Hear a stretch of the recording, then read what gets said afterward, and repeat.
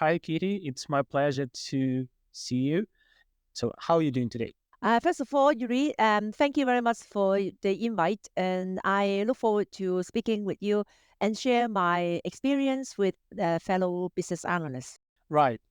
So that's what we are going to about today, right? So we will be talking about the generative AI world and how the world of business analysis change in general due to generative AI, and what skills business analysts might need or already have to survive in this world, right? Because the generative AI is changing a lot of things for us. I suppose that there will be people who are not familiar with the generative AI or just making their first baby steps in this direction. So maybe we could start by defining what is generative AI. Could you say just a couple of words about that? Before I dive down to your answer, I would like to tell you a little story about myself. So my background is, as you know, my background is computer science and technology. I gained a PhD in computer science from the University of Sheffield in the UK in 1999. And then when I finished my PhD, I stayed in the university to continue some research on software modeling and against business strategy. And then after that, I came out from the academia and I work in telecom sectors. And then I also work in the government sector. I spent quite a long, substantial period of time in the London Metropolitan Police. And then I came out after 15 years. I rejoined the private sector and I work in a consultancy sector.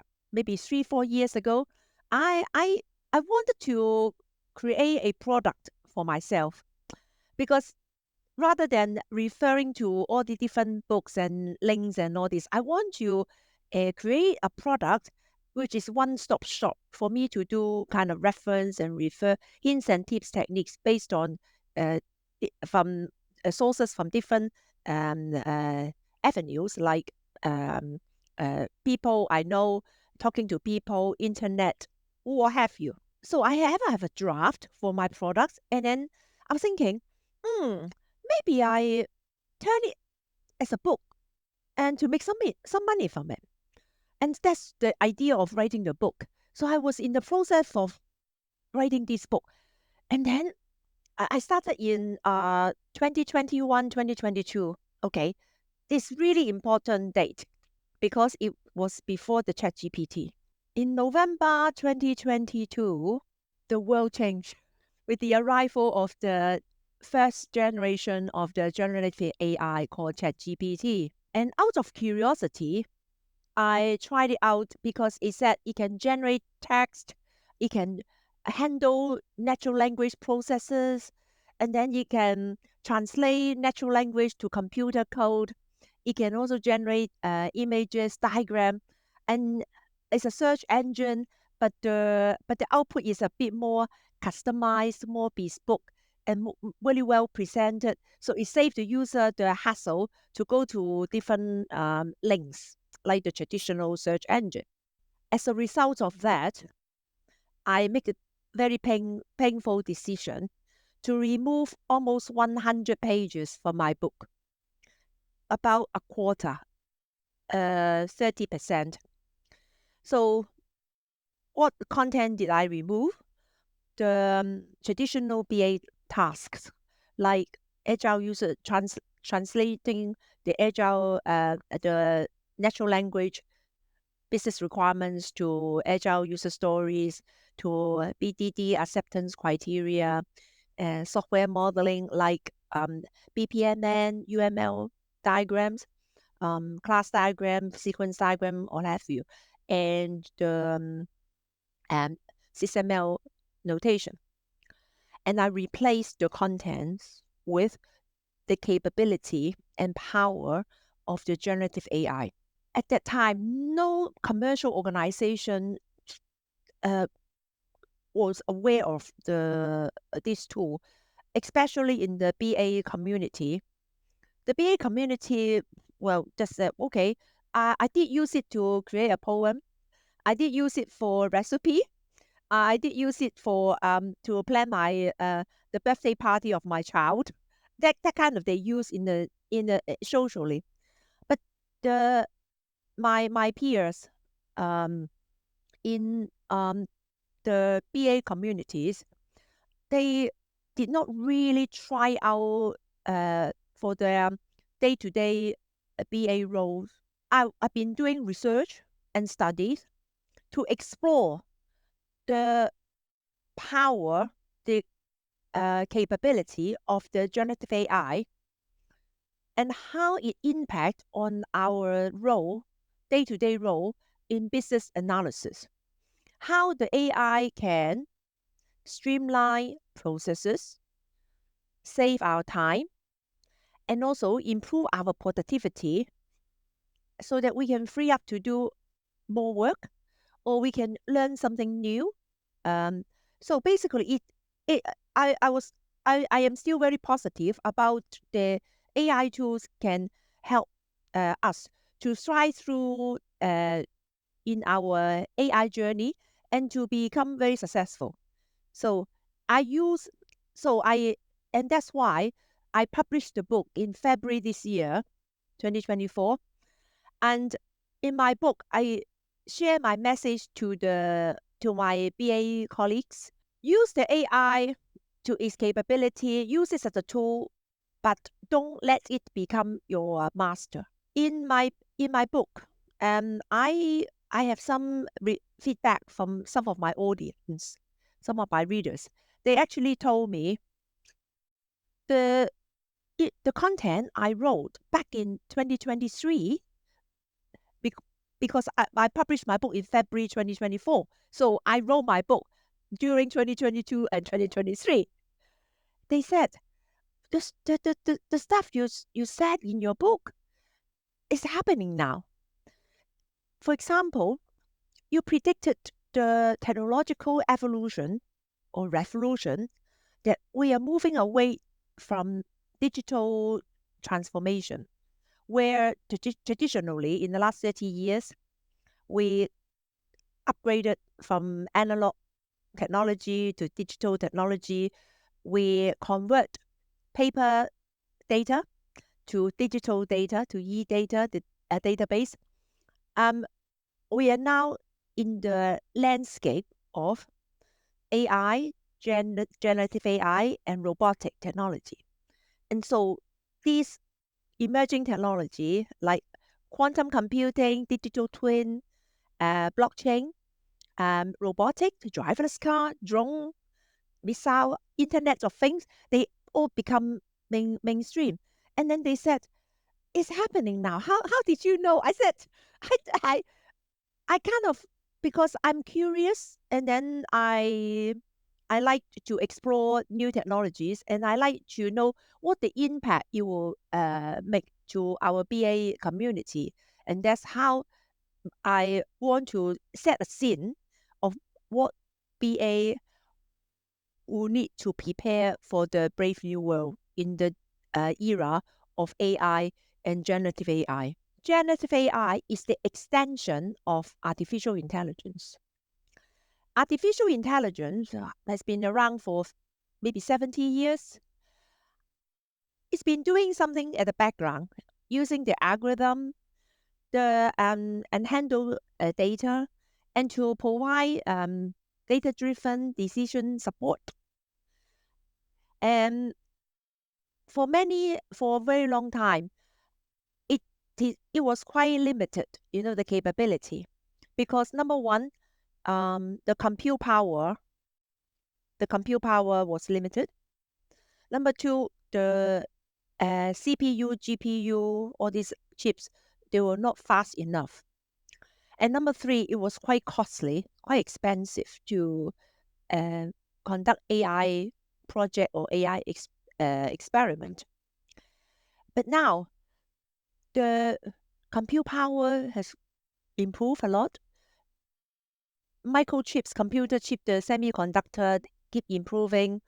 The GPU, all this, and become the AI can now handle a lot more capacity than before. And then The generative AI is the extension of AI, and based on the four key techniques like big data analytics, predictive analytics, data intelligence, and data visualization. There and also reinforcement learning, because the reinforcement learning is based on machine learning, neural network, and also the deep learning. So with this, algorithms are created to process the data to give rules and logic to the AI to, if you like, to extrapolate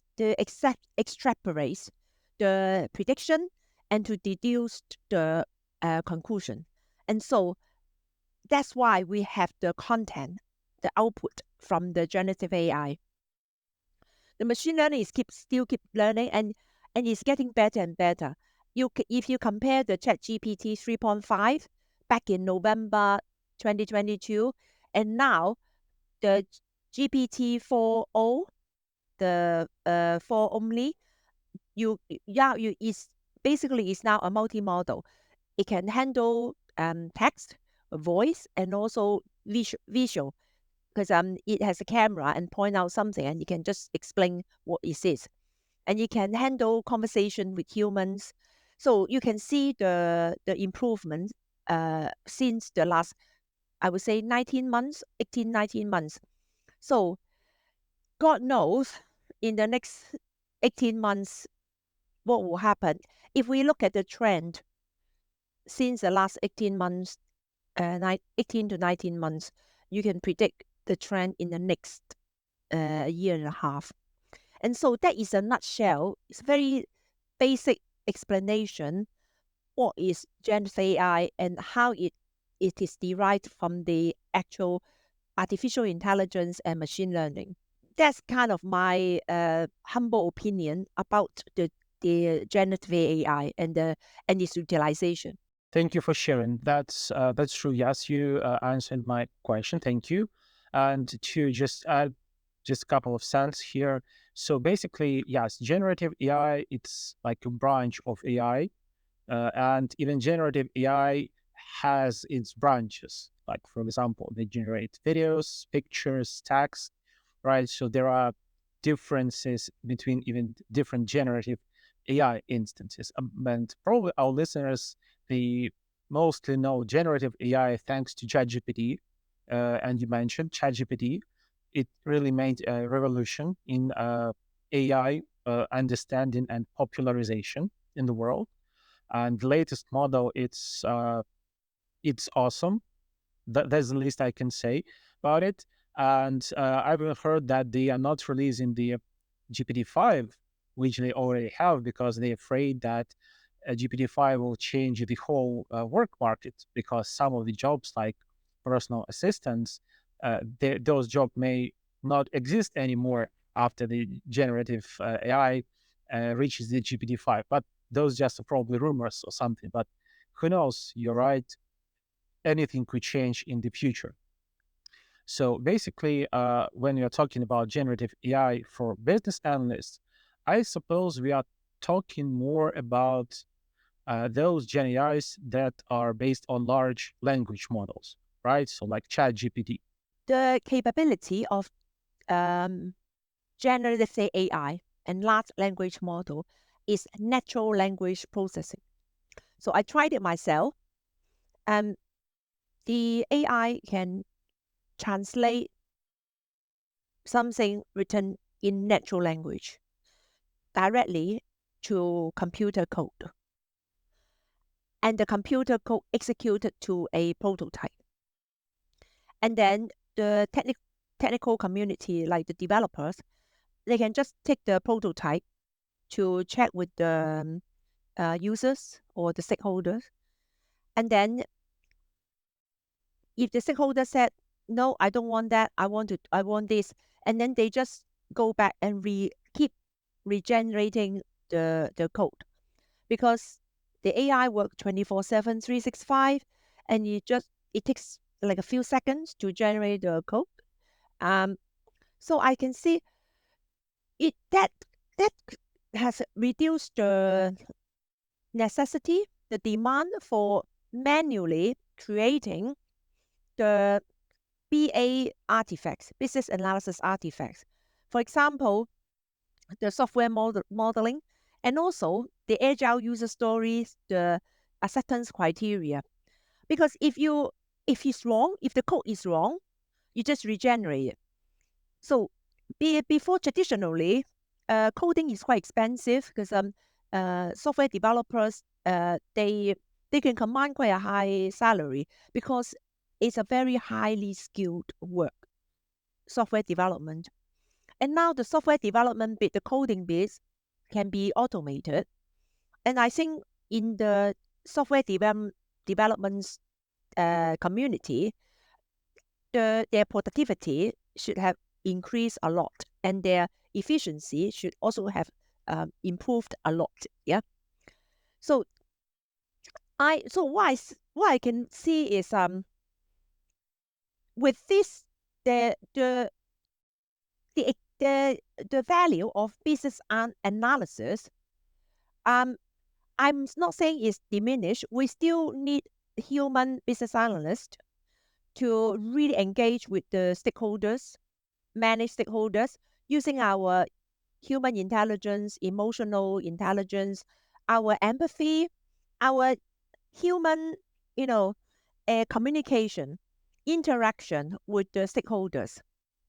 Then, instead of doing what they're doing manually to create all these artifacts, we just use the requirements we capture from the business, and then we just use the AI tool to help the technical developer generate the prototype, the solution. So we should be able to improve our productivity. We should be able to do a lot more work in a shorter period of time. And so if we have more time, we free up more time, we need to explore ourselves. What can we continue to contribute to organization, to project initiatives, to the business? What kind of job we still need us as a BA to contribute to the organization? And that's why I have written a book, The 7 Steps of Upskilling. So if you have bought my book, you should have you should have read my book about the 7 steps of upskilling. Basically, is in a nutshell, is to use our human skill, our soft skills, to effectively use AI as a tool, and then to move up to basically to do more high value work, to contribute the organization, and to stay to be AI fluency in AI in the future. Because my prediction is in the future, maybe in the next 6 to 12 months, it's not long. Whatever you do, whether you work in the supermarket, whether you work in a travel agent, whether you work in a warehouse, everybody will be working with AI. AI will be our companion. Any industry across the board. You may say, oh, what about farmer? Farmers should not use AI. No, AI will be able to contribute in the farming industry to improve like harvest or the seed or the crops and everything. So everybody will be working with AI. There's some kind of direct or indirectly. Before we start using the AI, first of all, we need to understand what AI is. So I have a very big chapter about the AI literacy. So the AI literacy covers the capability of generative AI and large language model, the AI ethics. What business analysts need to learn is the AI capability. What is AI? What is machine learning?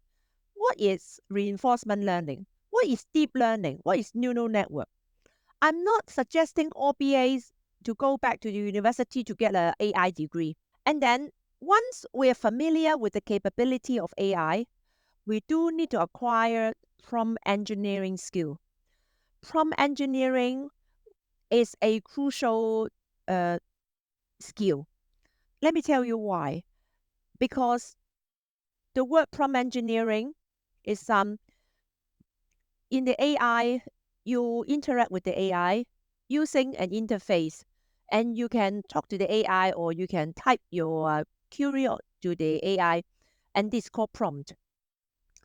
And then AI will generate the result to you through the prompt, whether it is textual content, computer code, images, sound, motion picture, video, all this through the prompt. And prompt engineering is the technique to obtain the optimal outcome from the AI. The better you can put your input to communicate with AI, the better you get the result. And in my book, I also have a chapter in my book is the prompt engineering technique. And I also shared this information on my LinkedIn. One of my thought leadership articles is about prompt engineering basic technique. Because for me, I can only share my research and studies with my fellow business analysts. I'm not a top expert, but I can see it is a very, very important skill to acquire.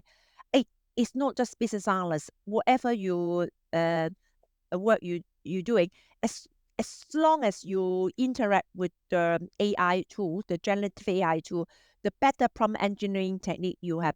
For example, you're a lawyer. You can acquire your good prompt engineering technique to get the good legal content from the generative AI. So it applies to all occupations. So secondly, I talk about AI ethics. So AI is not perfect. There are still problems in AI. So we're talking about the AI bias. Let me give you another example. About a year ago, I used the DALL-E, and I asked DALL-E, please generate an image for me, a business analyst. And then the DALL-E generates a male, a white male in suit. So, but I'm from Hong Kong, I'm Chinese, I'm a woman, but I'm a business analyst. Because the creator behind the algorithm of AI, they have bias. So they program the data, if the query is a business analyst, it is a white male in suit, middle age, gray hair white man in suit. So that is the bias. Also, AI transparency. The AI, the big companies, AI vendors, it doesn't matter whether it's open source or closed source. They tend to hold their algorithms very close guarded. They're not telling people how they learn from the open source, from the internet, how they derive the content, and how their algorithm works. They are very secretive, which I'm not really happy with that. They're not very transparent. Nothing is about copyright and intellectual property and all these issues. I mean, you already heard about some newspapers like New York Times and other newspapers. They have launched a lawsuit to sue OpenAI about the valuation of intellectual property rights, because the AI, basically the large language model, they just grab information from the internet, and then they just they learn that, and then they just present the output to the users.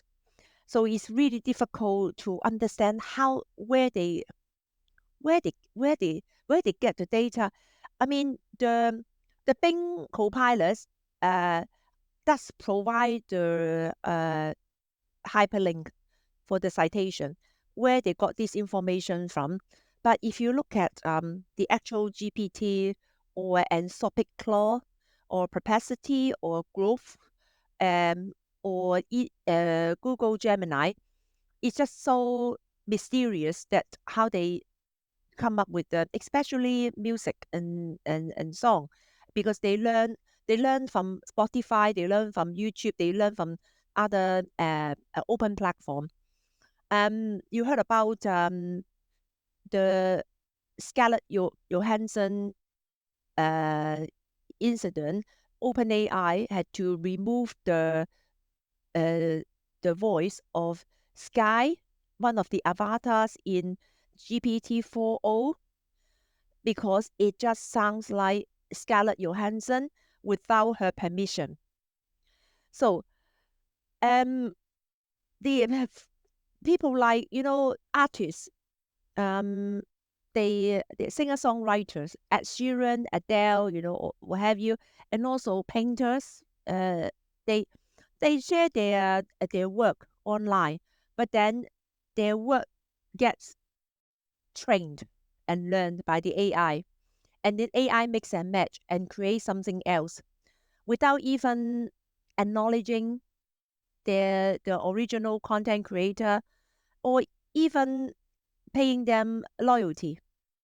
So this is not fair to the original content creator, because they acquire their knowledge throughout their life, and then they create the artwork, or they create the music, and then the AI just recreate, mix and match with different multiple artists, multiple content creators, and make their own work content. So this I don't have an answer, but it's my observation. So there is an ethical issue in AI, which we do need to the industry need to tackle it. Next one is called AI limitation. So AI is not perfect. AI is infamously has hallucination. So we need to be able to distinguish whether it is fake news, hallucination, or quality output. So we need to have the human oversight and decision loop to check, like, is this content relevant to me? Is it useful to me? Or you just some very convincing lies from the AI, making up. AI is famously making things up, yeah? So there are limitation in AI, because the AI output is based on the algorithm. The algorithm is based on the data set. But the data set has to exist. So if the knowledge is not written down, it's not existing in the data set, the AI won't know. But we human, we have a lot of quality, we have curiosity, we think out of the box. We can think about something out of nothing. That is called inspiration. We have inspiration, AI doesn't. And we human, we have empathy. We look after each other. And we have moral and ethics. We know what is right, what is wrong. So for example, if someone asks the AI to generate the code for a technology solution which is illegal, which will hurt people, damage properties, etc., the AI will still do it. The AI will not say no. But if I am tasked to work on a project which I know it is illegal, it is harmful to humans, it will damage properties, it will destroy, is destructive, I will say, no, I'm not doing it, because I hold my moral high ground. I'm not doing this. So, and also we have empathy. You may say, okay, AI is so knowledgeable, and the stakeholders, they can just use AI to help them generate requirements. However, as a human BA, I go to see my stakeholders, my users, and then I can see maybe on that day my stakeholders look a bit down, not in a good mood, and I would just like try to break the ice, try to say, oh, how are you? How was your weekend? And then my stakeholder said, my weekend was really bad because my dog passed away. And I would say, I'm really, really sorry for your loss. And I really hope your furry friend rests in peace. And then you just kind of, you know, give them some kind of sympathy and make them feel a bit better. So that's we human can do. So I'm not afraid of being replaced by AI because AI will not say to the well, if the user say, "Oh, I just lost my dog because my dog passed away over the weekend," the AI may say something like, "Oh, very mechanically, it's like, oh, maybe sim RIP." But we human, I have emotion, I have empathy. I will make the stakeholder feeling better, and then so that is the quality we human have, but AI doesn't. And then we have curiosity, we have creative thinking, and we have critical thinking. And our thought leadership thinking, creativity, and the, the thinking out of the box, curiosity thinking, drive innovation. That is us. We drive innovation.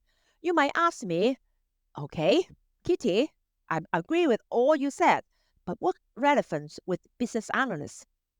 Let me tell you, it's really relevant because in the last 30 years, I've been a BA since the 90s to now.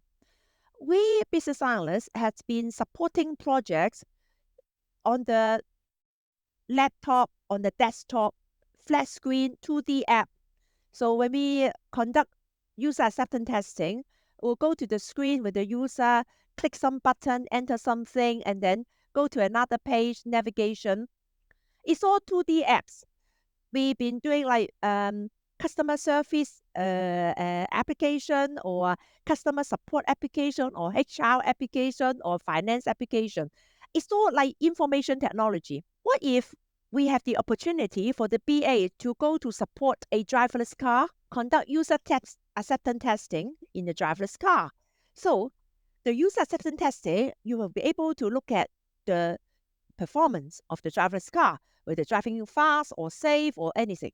What about a solution to in the in the drone project? So business analysts will be able to capture the requirements to deploy the drones, and then when the business analysts conduct the user acceptance testing, the BA will need to consider battery, and also the height, the speed of the drone, and also the capability of drone and the purpose of the drone, and whether if the drone disappear, how easy we can track down the location of the drone. So humanoid robotics, how the robots perform and do this, and so this is the opportunity for BA to come out of the traditional information technology digital project to emerging technology projects like digital twin, Internet of Things, driverless car, drone, robotics. So I think there is a opportunity for BA to come out of the traditional IT role, uh, helping the delivery of solution based on office application, business application, to Internet of Things and emerging technology. This is the opportunity I can see. Especially, I would like to encourage young business analysts who are in their early career, who just finished their university, their study, who just been the BA, and I would like to share with them, I would like to tell them there are opportunities, but you do need to establish your domain knowledge. You need to understand how AI works. You need to develop your prompt engineering skill. So they need to work differently in order to continue to contribute the organization, continue to explore opportunities for them. And last but not the least, continue to stay relevant in the industry and be respected by our colleagues, customers, and employers. So basically, what I was saying is that for business analysts to stay relevant, we need to go, let's say, up.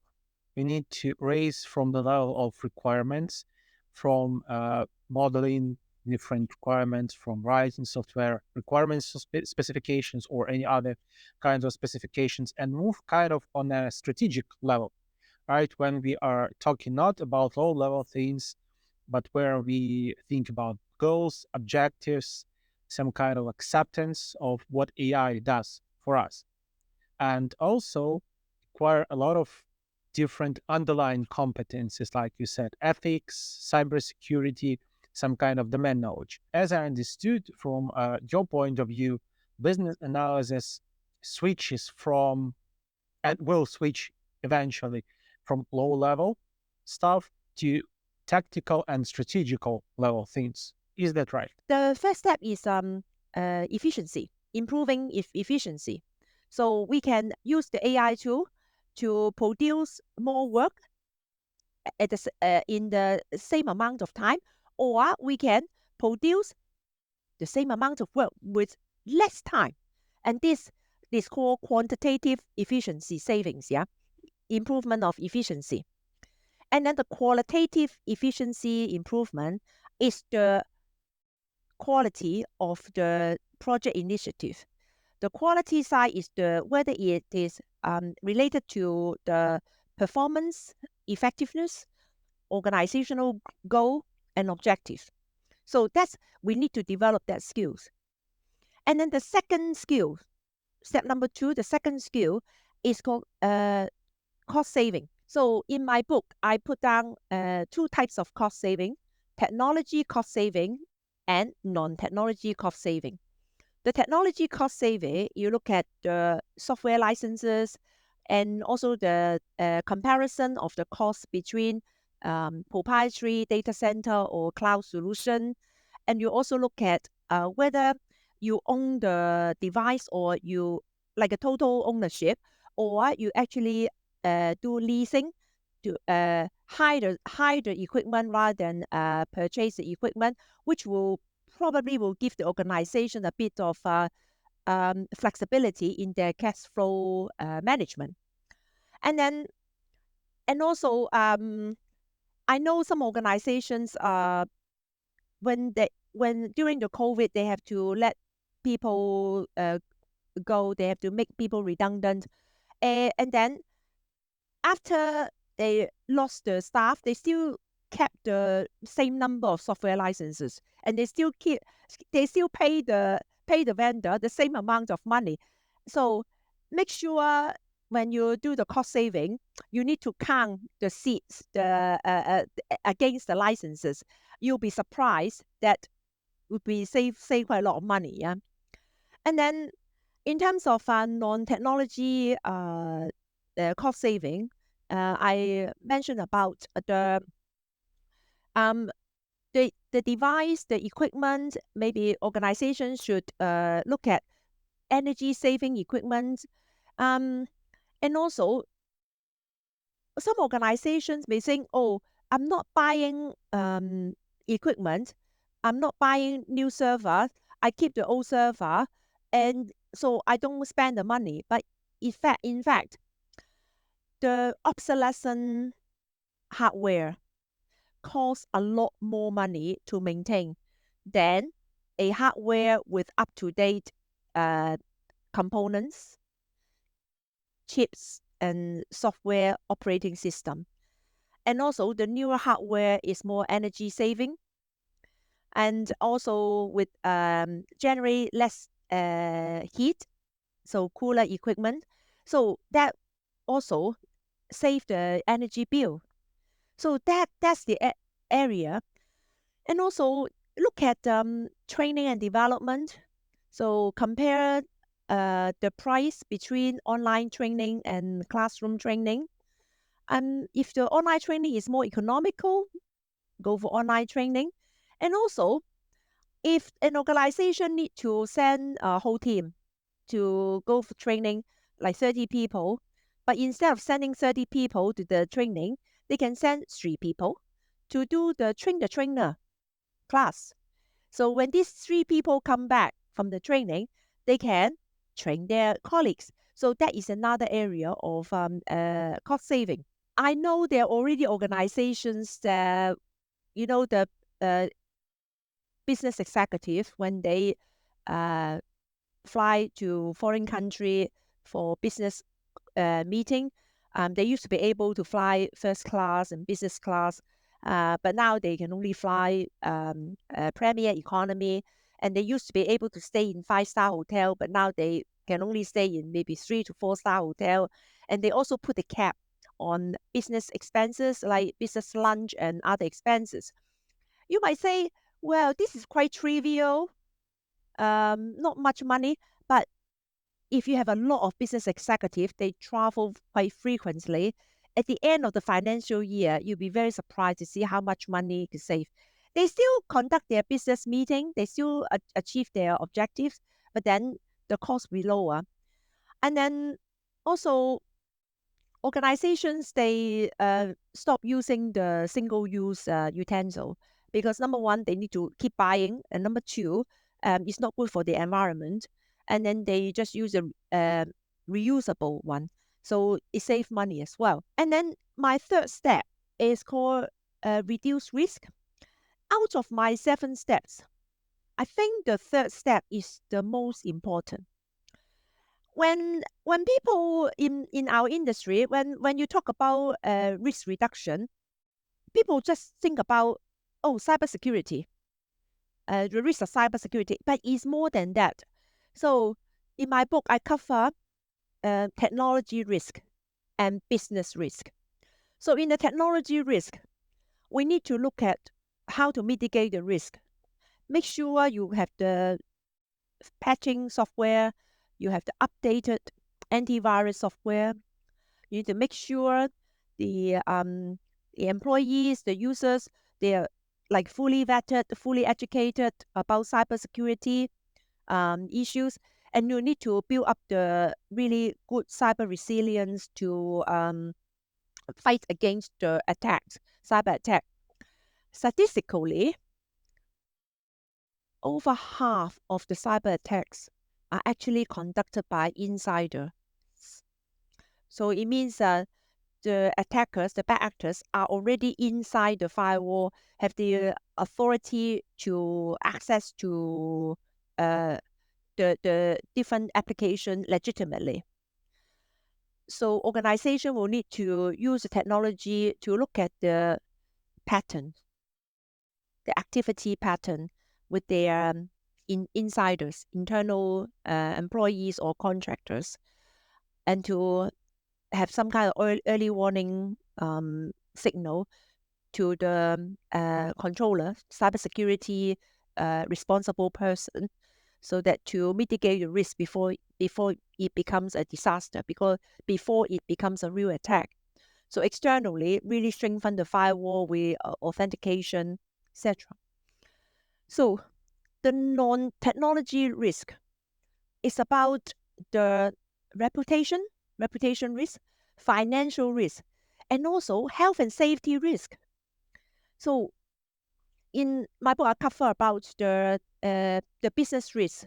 So you're talking about, for example, organization will need to ensure the employees with the good equipment like uniform or certain PPE, personal protection equipment, so that to protect them from being injured. And then organization will need to really look at like regular fire testing and also inspection of boilers, because from time to time you hear about warehouse gets gas exposure or gas leak because it's the lack of maintenance and inspection about their building. And then some organizations, they are really heavy in compliance. For example, financial sector, insurance. If they do not comply the law, they will face heavy penalty. They face heavy fine. Um, medical industry, because it's life and death of the safety and security of the patients, and also aviation, like airlines and airports. They need to be very compliance heavy. They are compliant heavy organizations, so they will need to look at their the risk. If they suffer from any disasters, the consequence will be heavy fine, loss of confidence from the customers, so reputation risk. But not this industry, but I think all the industry should really look at their risk reduction. It's not like, oh, I'm working in a PR company, or you're working in a publishing company. You probably say, oh, we don't have the risk because we are not in this category of health and safety or financial regulation. But no, I think every organization will look at their business risk, financial risk, and also reputation risk. Yeah. So my fourth step is to embrace the agile mindset. When I say agile, it's not just agile methodology, agile project. My, when I say agile, it's the agile spirit, the embrace of the whole agile thing. Because I notice when I speak to business people, they all think agile is the IT department. But in fact, it's not true. Agile is cross-functional. It covers the whole enterprise. It covers the whole business. And so what we need to do, we need to educate them. Especially those colleagues, they work in finance and procurement department. They don't like agile because if we tell them we have a waterfall project, they will say, okay, how much, how long? I said £3 million in 18 months, and then they say, okay, fine, thank you. But if we say to them, well, we don't know how much and we don't know how long because we are using agile, we allow the clients, the stakeholders, flex up or flex down the requirements. So we can only estimate a sprint or the next sprint. So we'll be able to tell you how much it costs the current sprint or how much we need the next sprint. It means that for a sprint, if it's a 3 weeks, then it means that every 3 weeks they have to update their book. And they don't like it because it gives them more work to do. They want something more estimated, more predictable. But agile, because of flexibility, is really not as predictable, as structural as waterfall. However, we can sell agile to them. They say, well, because it's agile, we do the testing in every sprint. It means that we can identify bugs or issues in a very early stage of the project. And we also have the MVP. So we will have a good, like a minimum viable product at the very beginning of the project. So we can win the customers' loyalty, customer confidence, and customer satisfaction. And also with the agile, we can do incremental. So we can flex up or flex down the project, and we do iteratively. So it means that the project has less risk than waterfall, because in the waterfall life cycle, you make all the effort, you spend all the money, and then by the time you test it, it fails. By the time it tests, you have already spent millions of pounds, and then it can't be returned. There's no return of investment. In the agile environment, if we need to close a project, if the project need to rework, at least we are in the earlier stage of the project, so the financial risk is less. So hopefully we'll be able to educate the business people to appreciate and to embrace the agile mindset. And the next one is step number 5 is called automation. Because I'm really passionate about emerging technology automation. So in my book, I kind of put really heavily about automation. It goes without saying, automation save time, save money, automation, the machine work 24/7, 365, and AI, the machine intelligence, can obtain vast amount of data, process vast amounts of data, and produce the outputs in a very short space of time, and is multilingual. When I say multilingual, I'm not just saying 2 or 3 languages. I'm talking about over 100 languages can be translated simultaneously. So you might ask, what's the value of multilingual of the machine intelligence like AI? It's very relevant because imagine if you work in multinational organization worldwide, you have offices almost in most of the cities in the world, and then the database, the data sources will be multilingual: Japanese, Korean, Chinese, French, German, all these. Yeah. And when you conduct your big data analytics using the AI, you want the decision support to be in your preferred language. So the AI can just translate the language simultaneously from different data sources in multiple languages in a very fast pace of time. It will probably take many thousands of years for the human to actually translate the database from their original language to the language you prefer. So, for example, English. Yeah. So that's the capability of machine intelligence. Yeah. And also consistency in applying rules and logic. Because AI is very structural, the algorithm is based on the algorithm, so it doesn't have the human errors, the emotion. Because when we human, although we have the soft skills, sometimes we will make mistake. Sometimes when we are not feeling well, we become less concentrated. We make mistake. We make human errors. But AI doesn't get ill, so it will turn out the output is really in a very consistent way. Because automation, it just how much do you believe in your calculator? 100%. Yeah. So because in the calculator, you just think, well, automation, it hardly anybody will question the results from the calculator, because it's one of those way. And I also predict that one day we will treat the AI like a calculator. We will just like we will just say, well, it's a way of life. It's a part of our life that we actually work with AI. So it's augmented with AI.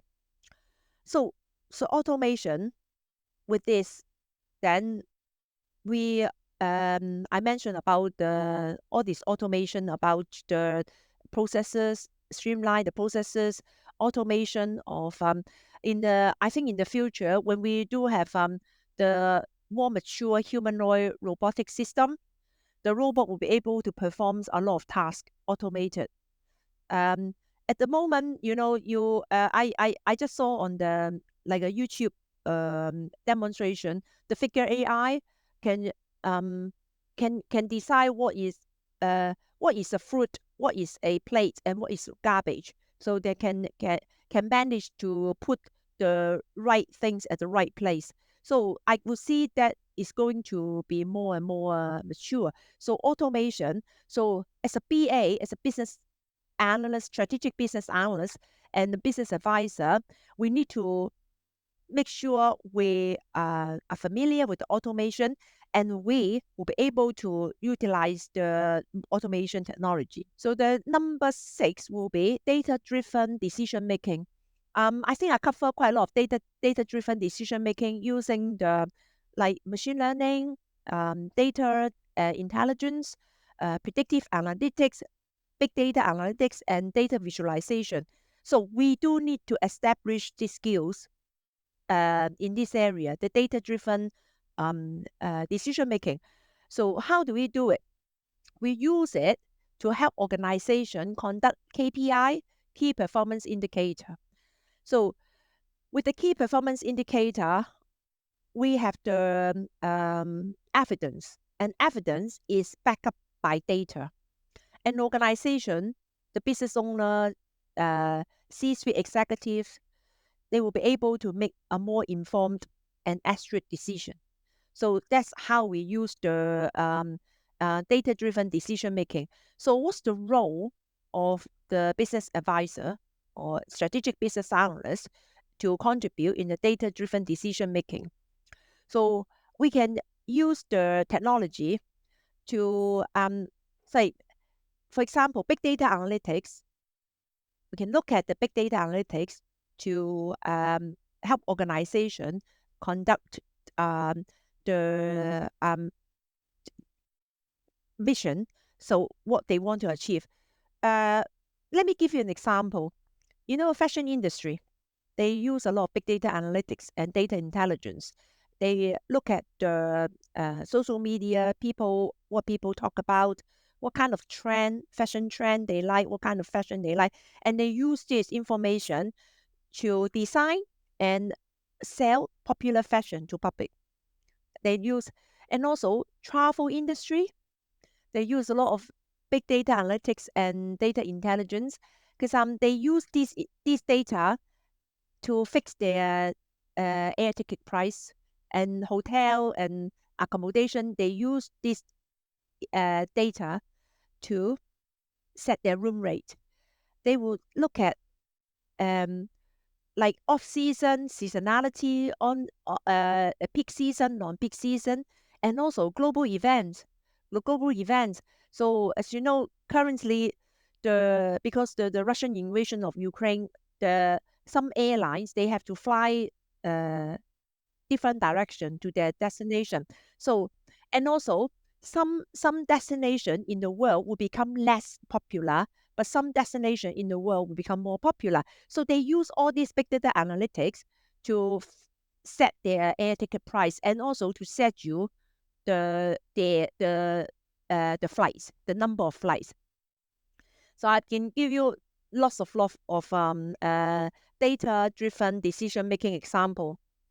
So for example, I want to give you one very important example about predictive analytics.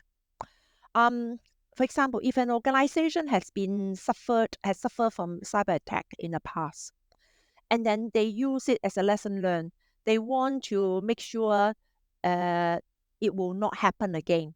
So what they do, they use predictive analytics. So the predictive analytics, they look at the patterns from the last incident, what happened last time, and what the anomaly happened in the past, and then they look at this, and then when the pattern is similar, the cause and effects are similar, the results and consequences could be quite similar. So they use it to predict the next attack. If the patterns are very similar, then they will put the like early warning. Some organization even empower the AI to shut down the system to prevent it from. It's a preventative measure from being attacked, and while they notify the human cybersecurity controllers, because history doesn't repeat itself, so they use the last scenarios as a predictive analytic to mitigate the risk before it's too late. So there's so many use cases in terms of data-driven decision making. So I'm going to move to my last step. Step number 7 is called embrace advocate sustainability. So you might say, well, sustainability, what has it got to do with technology? It does. It does have a lot to do with technology. And also, as a strategic BA or strategic business advisor, and this step is a bit different from the other 6 steps. For this step, you really have to be passionate about the environment.